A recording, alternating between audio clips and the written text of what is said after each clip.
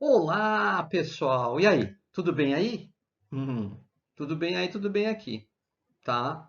Não tá tudo bem aí? Tenta ficar tudo bem aí, vai tentando ficar tudo bem aqui. Muito tranquilo, muito tranquilo, muito tranquilo hoje, gente. Legal que vocês estão aqui no canal, legal que você está aqui assistindo esse vídeo. Hoje a gente vai continuar falando de umas coisas interessantes sobre as substâncias e sobre a matéria também, né? Lembra que a matéria é formada por substâncias. É, o estado gasoso é um estado interessante, não é um estado interessante? Nós podemos ter gás e ter vapor. Gás e vapor são a mesma coisa? Como é que a gente designa isso? Como é que a gente designa que é gás e que é vapor? Tá, essa dúvida a gente vai tirar hoje, tá? Ó, a aula tá bem legal. Por isso, ó, já dá um likezinho aí, se inscreve no canal se não é inscrito e ativa o sininho para receber, né, nossos papos de ciências aí. Pô, ciência muito importante, gente, muito importante. Em tempos que parecem meio obscuros até, né? Da gente viver. Por isso, ó, invista na ciência, tá? Aliás, invista no conhecimento, né? Conhecimento geral. Invista na história, na geografia, invista na física, na química, na matemática. Faça um investimento no conhecimento. Esse é o investimento que a gente não perde nunca. Tá bom, gente? Vamos falar de uma coisa importante? Quando a gente vai aquecendo uma substância química no estado sólido, chega a um ponto que ela sofre a fusão, não é verdade? Pois é, tem uma temperatura específica que acontece isso, chama temperatura de fusão. Temperatura de fusão, para uma substância química, é a temperatura limite da existência dela no estado sólido. Acima da temperatura de fusão, a substância não pode existir mais no estado sólido. Ela terá que ter o estado líquido como o seu estado, né? Então, quer dizer, a temperatura de fusão é uma temperatura importante, que é a temperatura em que o sólido sofre o derretimento, mas também, ao mesmo tempo, é um limite de existência. Não posso mais ser sólido, a partir daqui eu vou ser líquido, tá? E existe uma temperatura também, se a gente continuar o aquecimento da substância química e ela não se decompor, ela não se transformar em outras substâncias no decorrer do caminho, ocorre o quê? A fervura, não é? Vai ferver, que a gente chama de ebulição. A temperatura de ebulição, ela é uma temperatura limite também, só que de existência do líquido. A partir daqui, da temperatura de ebulição, eu não serei mais líquido, serei gasoso. Então, ela é uma temperatura limite de existência da substância no estado líquido. Vocês vejam que isso é muito interessante. A gente entender, por exemplo, a evaporação passa por entender a temperatura de ebulição. Quer dizer, o limite de existência da água no estado líquido, vamos pegar a pressão de uma atmosfera, é 100 graus Celsius. Se tiver abaixo de 100 graus, tu até pode ter vapor de água, mas tu vai ter água líquida. A água líquida tem a possibilidade de existir nesse intervalo de tempo. Agora, acima de 100 graus, já não vai ter mais a possibilidade de ter água líquida. Então, sempre temperatura de fusão e de ebulição, elas são temperaturas limites de existência. Isso é muito importante. E lembra que temperatura é o grau de agitação das partículas que formam a substância química. Bom, vamos de novo para a nossa substância de sempre, né? A água no estado sólido, a água no estado líquido e a água no estado gasoso. Então, nós temos a água nos três estados físicos aí. Bom, vamos pegar as medidas, gente, para a pressão de uma atmosfera, tá? Na aula, eu acho que se na aula que vem, na outra aula, eu vou trabalhar diagrama de fase. A gente vai entender como é importante que a gente utilize a variação de pressão. Se tu pegar pressões maiores e menores, as temperaturas elas se modificam.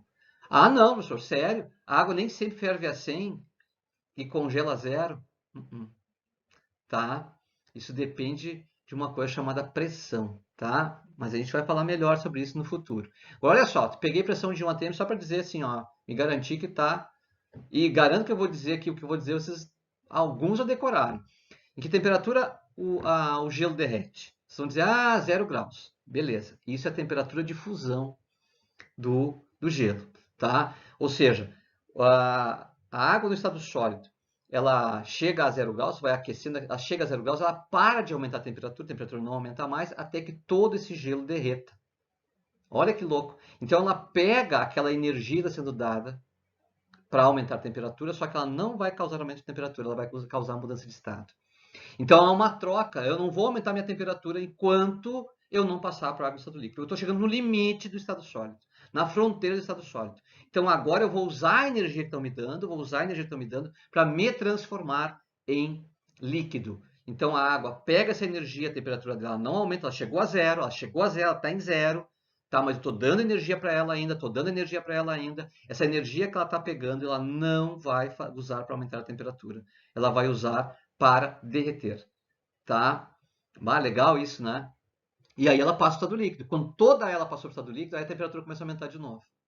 Então ela começa a usar aquela energia que ela está pegando para aumentar a temperatura novamente, certo? O que acontece? O líquido vai passar para o estado gasoso. Vamos dizer, sim, tu está aquecendo, né, professor? Uma hora vai passar para o estado gasoso, com certeza. Qual é a temperatura de ebulição da água? A temperatura limite de existência da água no estado líquido. Tá? Na pressão de 1 atm é 100 graus Celsius. Esses dois dados todo mundo sabe, né? Ah, a água congela a 0 e ferve a 100, né? Correto? A gente já vai lá do água congela aí, porque é o que a gente diz no dia a dia, tá? Tá certo isso aí, tá bem certinho. Tá? Água congela a 0 e ferve a 100, porque no nosso dia a dia a água está líquida, o caminho que a gente faz com a água é ferver ela, tá? Vai fazer um chimarrão, né? Não, bota a água esquentar e esqueceu, a água ferveu. Não, não vai usar no chimarrão, hein? Água fervida não, né? Tá? E a gente faz o quê? A gente pega e coloca a água líquida dentro do congelador e a água congela, não é? Tá, já vai ver isso aí.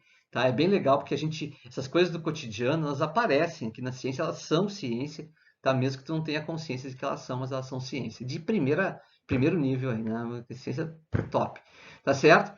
Agora, então o que acontece? A água, o limite de existência da água líquida na pressão de 1 atm é 100 graus Celsius, então o líquido passa para o gasoso. Beleza, tá? Agora, eu posso fazer um caminho contrário, a gente viu isso, né? Eu posso pegar o vapor de água e condensar para formar chuva, por exemplo, tá? A condensação. Então, pode ter um fenômeno de condensação aí, né? Pode ter. Pega o vapor condensa e vai, então, formar a água no estado líquido. Pois é. Qual é a temperatura de condensação? 100 graus Celsius. Ô, Doni, só um pouquinho, então, quer dizer que 100 graus Celsius pode ser, tá? A ebulição, tá? A temperatura de vaporização, que deu o nome de ebulição, né? E a condensação, exatamente. E veja que lembra que o estado gasoso ele vai chegar a 100, e se tu continuar tirando energia dele, tá? Ele não vai automaticamente reduzir a sua temperatura. Ele vai usar essa retirada de energia para mudar de estado primeiramente. Depois que o gasoso estiver no líquido, aí sim a temperatura começa a cair. Tá? Aí sim a temperatura começa a diminuir. Lembra que a gente tem que tirar a energia do gasoso para virar líquido. Então existe um intervalo aí em que a temperatura não aumenta e nem diminui. Por isso que esse intervalo é importante, que é o intervalo aí de 100, que é o intervalo que a gente chama de calor latente. Calor latente, é o tal de calor latente que se chama, né? Certo? Quando o líquido vai passar para o sólido, bom, aí vai ter o que? A solidificação, né? Ou o congelamento. Então a gente pode usar a temperatura de solidificação ou de congelamento também, né? No dia a dia a gente chama de congelamento, que é 0 graus. Então por isso que a gente diz assim, ó, a água congela a 0 e ferve a 100, não é isso? Tem até livro didático que escreve dessa maneira. Eu acho joia, porque é uma linguagem simples, que todo mundo consegue entender. Isso é ciência, sim, tá? E é o que a gente faz mesmo no dia a dia. A gente pega a água líquida, a gente bota aquecer a água ferve, a gente bota a esfriar a água dentro da geladeira, tá? E a água, ela congela, como a gente diz, né? Então, tá certinho aí. Então, cada substância química, isso aí vem a parte importante, vai ter uma temperatura de fusão, uma temperatura de ebulição, é como se fosse uma digital dela. Opa, Doni, só um pouquinho, tu falou lá atrás, que eu assisti uma aula, que a massa específica também era uma digital. Eu digo a verdade, eu falei que a massa específica era uma digital, mas agora entraram mais duas. É quase como tu ter a digital, que identifica digital de substância, não tem, né? Digital, entre aspas, né? DNA e íris. Sei eu. São 3 maneiras que tu identifica uma substância. Tá? Se tu tem a densidade dela, tem o ponto de fusão e o ponto de ebulição, tu consegue identificar ela. A gente vai ver que tem lá no futuro, a gente vai ver na química orgânica, que tem algumas exceções com relação a essas propriedades aí, mas é muito característico, muito específico de algumas substâncias orgânicas, né? Mas lá eu vou trabalhar melhor isso com vocês. Bom, olha só, existe uma coisa chamada evaporação. A evaporação eu comentei na aula passada, mas é sempre bom a gente reforçar algumas ideias da evaporação, já que ela pode aparecer, coisas que eu não falei lá. A evaporação é um fenômeno superficial, tá, gente? Tá? Vamos pegar a água de um lago ou de um rio. a energia solar bate, aquelas moléculas que estão na superfície, na fronteira, recebem essa energia e aí sim passam para o estado gasoso, mas é um fenômeno fronteiriço. Tá? A evaporação no cotidiano é um fenômeno fronteiriço. Então, o que acontece? A evaporação é uma mudança de estado que ocorre não só com a água, mas com líquidos que ocorre abaixo da temperatura de ebulição. E ela ocorre entre a temperatura de fusão e a de ebulição. Ou seja, em toda a fração que a substância existe no estado líquido, ela pode sofrer esse fenômeno aí. Por que eu digo pode? Tem algumas que não sofrem. Tem algumas que não sofrem, tá? Depois, no futuro, a gente vai ver algumas que não sofrem. Tipo ácido sulfúrico, não sofre a evaporação. Tá? Mas outras sofrem. Então, a gente tem que saber também. A gente vai aprendendo devagarinho. Umas sofrem, outras não sofrem. Porque cada substância é quase como se fosse uma pessoa, né? Tem o seu comportamento muito definido. Bom, olha só. Então, o que acontece aí? Ó? Evaporação. O líquido passando para o estado gasoso por um aquecimento, mas abaixo da temperatura de ebulição. Ou melhor dizendo, eu colocaria esse esqueminha, que é um esqueminha bem legal que eu fiz aqui. Ó. Olha só. A água, no caso, eu peguei a água aí, tá? Como exemplo. A água, o ponto de fusão é 0, o ponto de ebulição é 100. Logo após passar o ponto de fusão, mas logo após passar o ponto de fusão, a água já tem condições de sofrer evaporação. Tá? Então ela vai evaporar do 0, alguma coisa, 0,001, não interessa, maior que zero, ou seja, ela já passou, né, para o estado líquido, tá? E quando ela está chegando no limite, na fronteira do líquido com o gasoso, até ali ela evapora. Tá? Então, você vai dizer, bom, mas o Doni, só interessante, quer dizer que a evaporação ela ocorre em variadas temperaturas. Exato. O que muda é o seguinte, gente, quanto mais próximo da temperatura de ebulição, mais rápida é a evaporação. Vou fazer uma flechinha aqui, ó, tá? E vou colocar assim, ó, a velocidade da evaporação, ela aumenta, tá? Acho que dá para entender, né? Botei uma flechinha para cima, a velocidade aumenta, tá? Nós temos um aumento da velocidade. Claro, a água vai evaporar mais rapidamente a 50 graus Celsius do que a 30. E mais rápido a 30 do que a 20. Então, quanto mais quente está o ambiente, mais rapidamente a água evapora. Tá certo? Fenômeno muito importante, tá? O líquido absorve calor, tá? E passa para o estado gasoso. Absorve calor e passa para o gasoso. Lembra? Quem absorve calor tá sofrendo um fenômeno endotérmico, absorve calor e passa para o gasoso. É assim que a água evapora para formar as nuvens que depois entram no ciclo da água, né? Formando a chuva, etc. Tá certo? Bom, olha só. Outra coisa importante: gás e vapor. O estado gasoso tem gás e tem vapor. Como é que eu defino, como é que eu separo quem é gás e quem é vapor? Tá? Sem trabalhar com temperatura crítica, que é um assunto já mais aprofundado, mas trabalhando de maneira bem cotidiana e bem simples. Tu sabe o estado físico da substância química nas condições ambiente. Eu sei o estado físico. Por exemplo, a água. Na temperatura ambiente, a água é líquida. Então, ela vai formar vapor. Naftalina. Naftalina, a temperatura ambiente é sólida. Ela é sólida. São as bolinhas, né, professor? É sólida. Então, ela vai formar vapor. Tá? Então, isso é interessante. Toda substância que ela é sólida, que sublima, ou líquido, que evapora, tu sabe que isso existe? Ah, então vai formar vapor. Tá? Então, o vapor, ele é utilizado, a expressão vapor, por exemplo, alguém que é líquido e evapora. Vamos pegar um caso que não é água, só para a gente entender que isso vale para qualquer líquido. Gasolina. Chegou no posto de gasolina, sentiu o cheiro da gasolina. Isso é cheiro de vapor de gasolina, porque a gasolina é líquida na temperatura ambiente, então ela vai formar vapores de gasolina. Diferente da substância que já é uma substância que está no estado gasoso, já é gasosa, no estado gasoso, nas condições ambientais, e aí ela vai formar gás. Por exemplo, o oxigênio. Qual é o estado físico do oxigênio nas condições ambientais? Ah, gasoso, né, professor? Ah, ele é gasoso. Então eu chamo ele de gás. Ah, então tá. O estado gasoso se divide em gás e vapor, é isso? É isso. Se a substância nas condições ambiente está no estado gasoso, ela é gás. Se a substância no nosso ambiente está no estado sólido ou líquido, ela vai formar vapores. Então, vapor. Tá? Legal essa ideia, né? Então, vamos ver uma situação assim, o oxigênio. A gente sabe que o oxigênio pode vir a ser líquido, né? Sob pressão, reduz temperatura e tal, e tem oxigênio líquido, tá? Que é assim que vendem eles nos cilindros, né?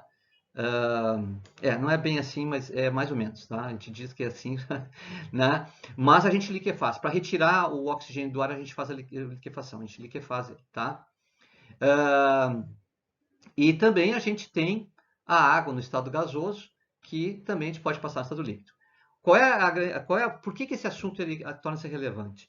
Porque o nome dessas passagens de estado, tá? Eles são nomes diferentes. Eu até agora usei muito a condensação porque eu falei da água. Mas se a substância é um gás nas condições ambiente, então ela é um gás. Ela vai sofrer um processo que a gente chama de liquefação, tá? Liquefação. Eu não vou chamar isso de condensação. Condensação só é usado quando eu tenho um vapor, tá, que se transforma em líquido. Então lembra que aqui, ó, e a diferença é gritante, é interessante. O oxigênio ele é um gás, enquanto que a água no estado gasoso ela é um vapor, tá? E isto dá uma diferença nas estruturas que a gente tem e também por esse motivo a gente imagina que são transformações que não podem ser confundidas. Gás é gás, vapor é vapor, tá? Então, quando é gás eu chamo de liquefação, quando é vapor eu chamo de condensação. Todo mundo aqui usa o gás de cozinha, né? O gás de cozinha, o famoso gás de cozinha. Sabe qual é o apelido do gás de cozinha? GLP. O que quer dizer isso? G de gás, L de liquefeito. Odone, liquefação. Perfeito, porque ele é um gás. Tá? De quem? Do petróleo. Petróleo. Tá? Então é o gás liquefeito do petróleo. Então, sempre que tu tiver um gás e passar para o estado líquido, então tu tem a liquefação. Se tu tiver vapor e vai passar para o estado líquido, tu tens a condensação. A condensação é mais famosa que a liquefação por causa da água. Pô, show de bola, a gente falou de um monte de coisas hoje, né? E veja como esse assunto é um assunto que é importante para a gente para entender química, tem que entender a substância, porque a matéria não é formada por substância, a matéria é formada por substância, né, professor? Então a gente tem que entender cada vez mais de substância. Quanto mais a gente entender de substância, melhor, tá? Entender os comportamentos, o vocabulário que se usa, dessa linguagem científica, ele é muito importante. Quanto mais a gente fixar, ó, melhor. Espero que vocês tenham curtido esse vídeo. Muito obrigado por chegarem até aqui. Quem chegou até aqui no vídeo, pelo amor de Deus, já dá o likezinho, já se inscreve no canal, cara, para receber mais material aí a hora que quiser estudar, tá? Tem material. E prestigia a ciência e gosta da ciência, gente, tá? A ciência tá aí para ajudar a gente criar uma consciência, né? Não só uma consciência científica, mas uma consciência social também melhor. Tá bom? Um grande abraço para vocês e até nosso próximo encontro de química, de física, né? Deixa lá um inscritinho para mim lá, tá bom? Certo? Até a próxima.